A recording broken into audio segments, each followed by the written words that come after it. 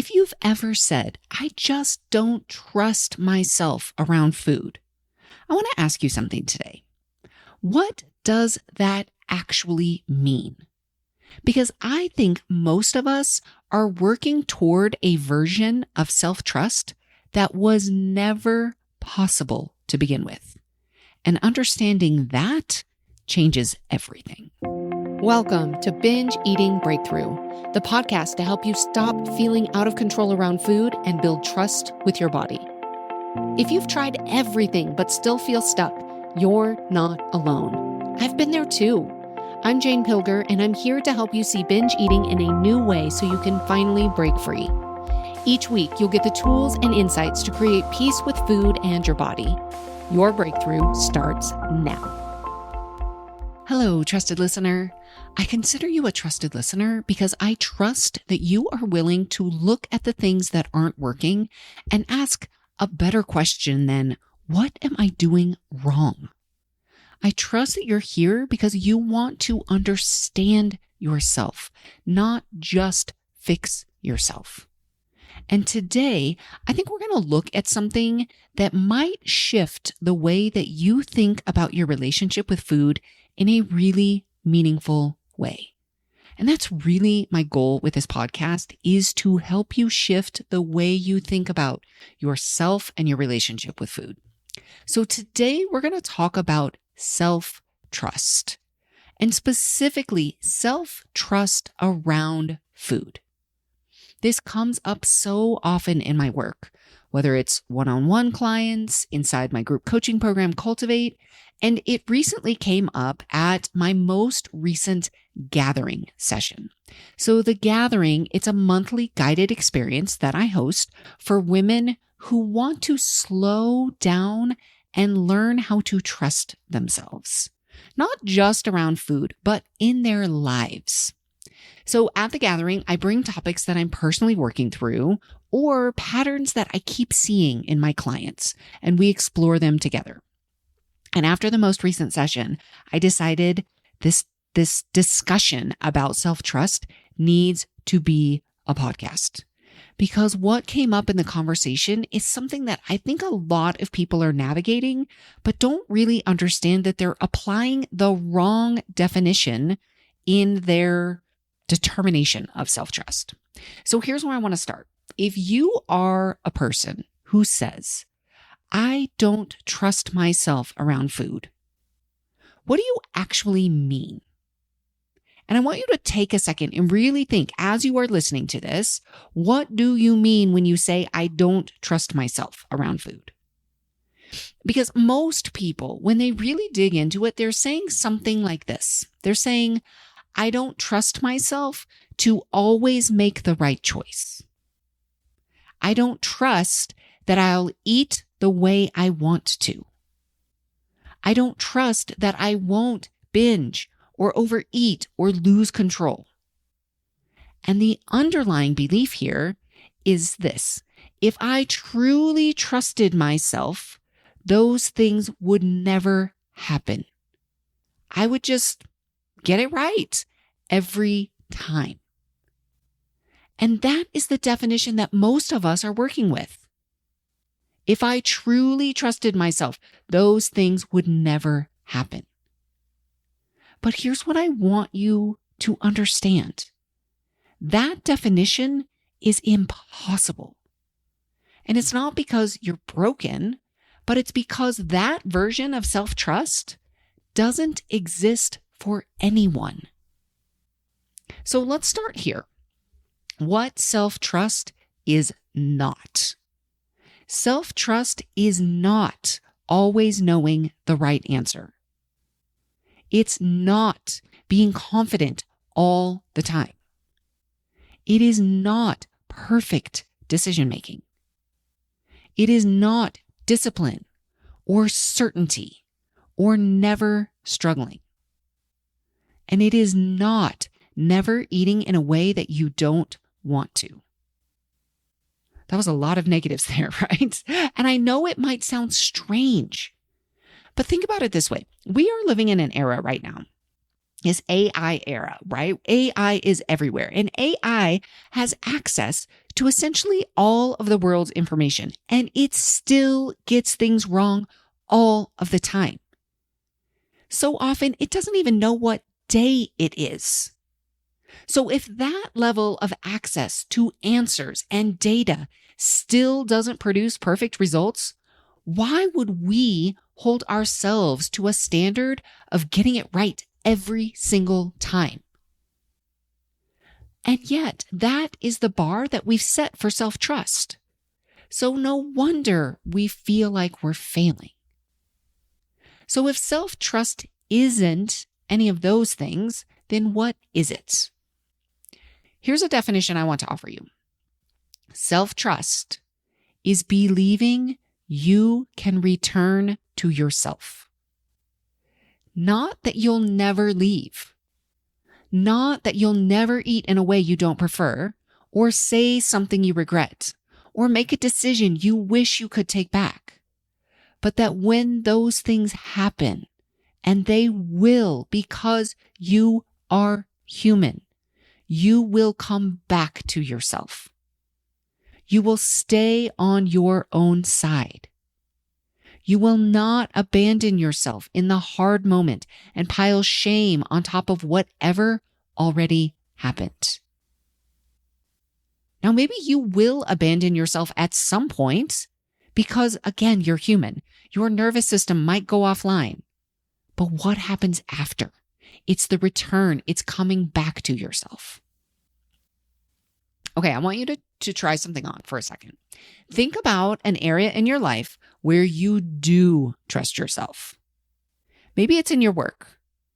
Maybe it's in a relationship. Maybe it's as a parent or a friend, or in how you handle something that you've gotten good at over time. Now, I want you to ask yourself, what do you actually believe about yourself in that area of your life? Do you believe that you'll always get it right? That you'll never make a mistake? Never say the wrong thing? Never drop the ball? I doubt it. I'm going to guess you've made mistakes in those areas. You've had hard moments. But somewhere underneath all of that, there's this quiet belief that you will figure it out. That if something goes wrong, you'll learn from it. That you can handle what comes. That is self-trust. So you already know what it feels like. Now, think about what you imagine it would feel like to trust yourself around food. What does that picture look like? Really imagine this for yourself. Because I would guess for most people, this vision of trusting yourself around food looks like eating perfectly, never binging, always making the quote unquote right choice or the good choice, total control and total consistency. But no human eats this way. The people that you might look at and think they must trust themselves around food, I promise you they eat past fullness sometimes. They eat emotionally sometimes. They make choices they would do differently if they had the chance. Self-trust around food doesn't look like perfection any more than self-trust at work looks like never making a mistake. Think about how different this is from what most of us are doing. When we eat in a way that we didn't want to, most of us don't stay on our own side. We turn on ourselves. We point the finger. We rehearse the evidence for why we can't be trusted. And then we start all over with more restriction, more rules, more monitoring. Because if I can just control everything tightly enough, maybe I can finally trust myself. But that monitoring and that controlling, that's not self-trust. It's the opposite. It's operating from a belief that you fundamentally cannot be trusted, so you have to watch yourself constantly. Sometimes we confuse that kind of hypervigilance with self-awareness. It's not. Self-awareness has a curiosity to it, a kind of openness. Self-monitoring has a tight, anxious energy underneath it. I don't trust myself, so I have to stay on guard. I have to watch myself. That's not the only thing we confuse. We confuse approval with love. A lot of us think that we love ourselves when we feel good about what we ate that day, or when we hit whatever target we were aiming for. But that is conditional. That's approval. Real love doesn't require conditions to be met first. And most of us have been running on conditional acceptance of ourselves for so long, we don't even notice how exhausting it is. We confuse control with safety. If I can just manage everything, my food, my schedule, what other people think of me, then I will feel safe. But safety that depends on controlling everything isn't real safety. It's fragile. One thing slips and the entire thing collapses. And we confuse body size with worth. Given the messages we receive from basically everywhere, it makes complete sense that this gets tangled. But it's worth getting curious about where your sense of being acceptable to yourself is actually coming from. Now, I'm going to get personal for a minute because this is actually something that I am working on for myself right now. And this is the kind of thing that I bring into the gathering, the topics I'm working on in my own life, the things I'm noticing in myself, not just in my clients. Because I promise you, I have not arrived anywhere. I am doing this work right alongside all of you. And I love sharing what I'm working on in the event that it's helpful for your own journey and for other people, and to not give anybody the idea that I've got everything figured out, because that is certainly not the case. And so here's what I've come to see. It's that my acceptance of myself has been very conditional. When I've eaten well, when my body feels a certain way, when I like what I see, I'm okay with myself. But when I haven't, when it doesn't, when I don't, that acceptance quietly or not so quietly disappears. It's approval dressed up as love.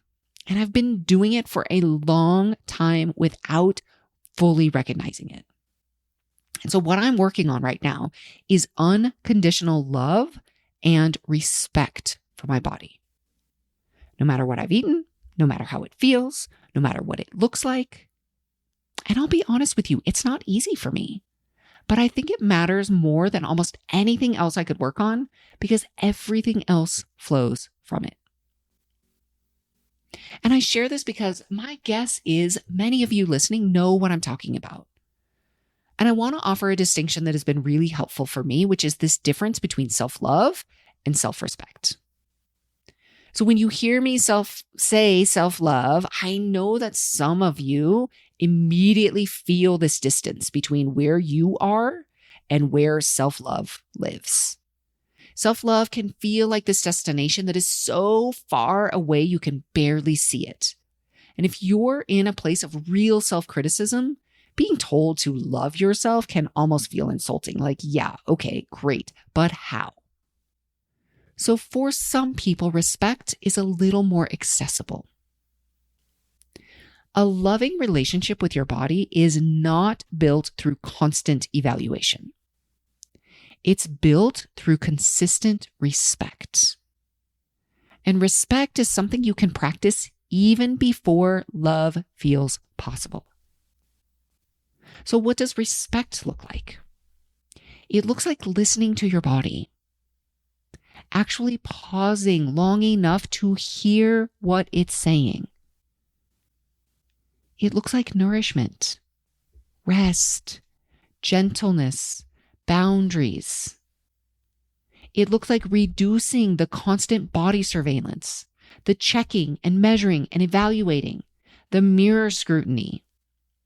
And it looks like refusing to use self-hatred as a motivator.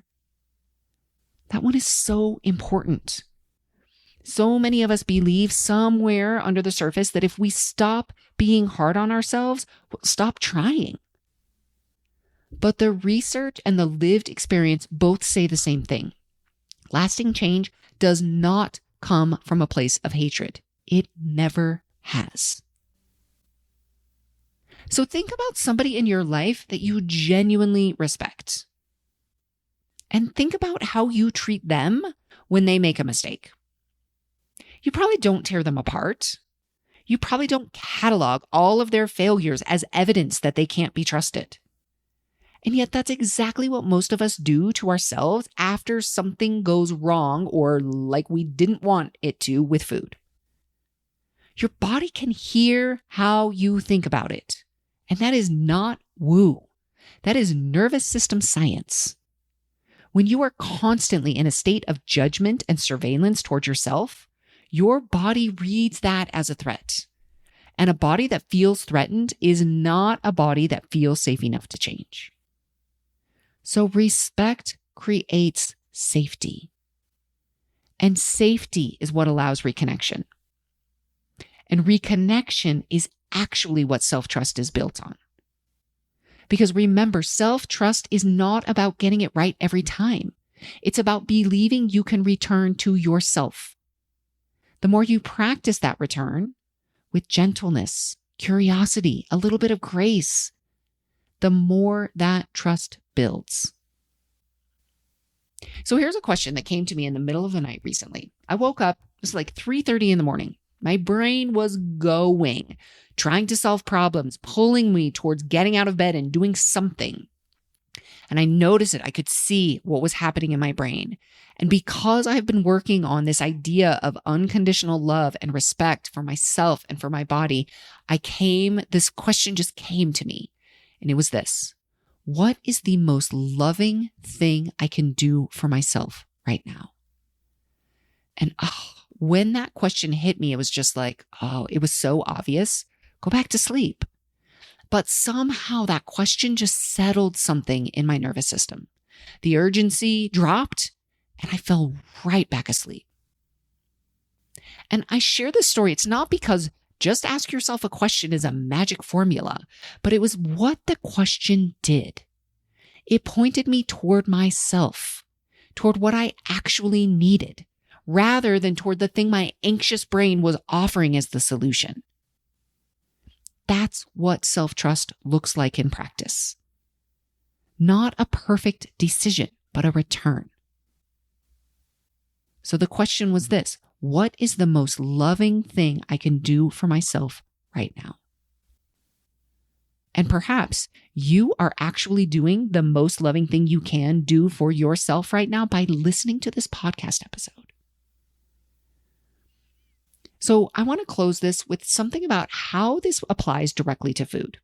If you carry the belief, I don't trust myself around food, I invite you to get more specific. What does that mean exactly? And more importantly, how will you know when you do trust yourself? What will that look like? Because here's what happens when we hold I don't trust myself around food as a blanket identity.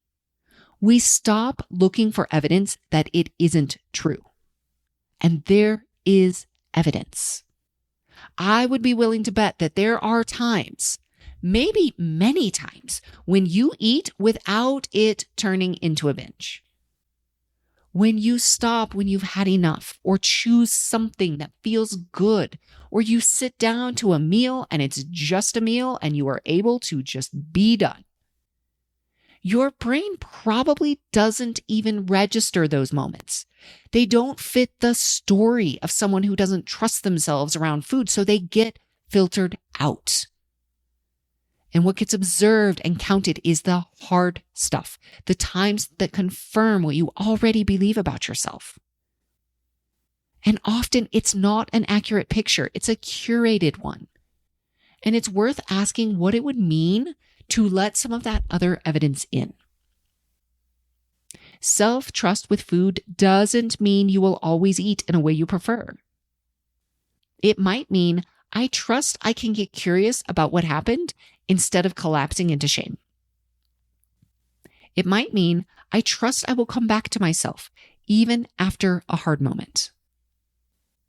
It might mean I trust I'm a person who is learning, and with new learning will come growth and change. This is a version of self-trust you can actually build. And it starts with how you treat yourself when things don't go the way you wanted. This is exactly the kind of work we explore inside the gathering. It's a monthly guided experience for women who want to slow down and learn how to trust themselves, not just around food, but in their lives. So if you want to check that out, you can go to janepilger.com/gather. There's also, it will be a link in the show notes. And if you want help with what self-trust and self-compassion look like after a binge or an out of control moment with food, I've got a download for you. It's called What to Do After a Binge. And in that download will be delivered straight to your email.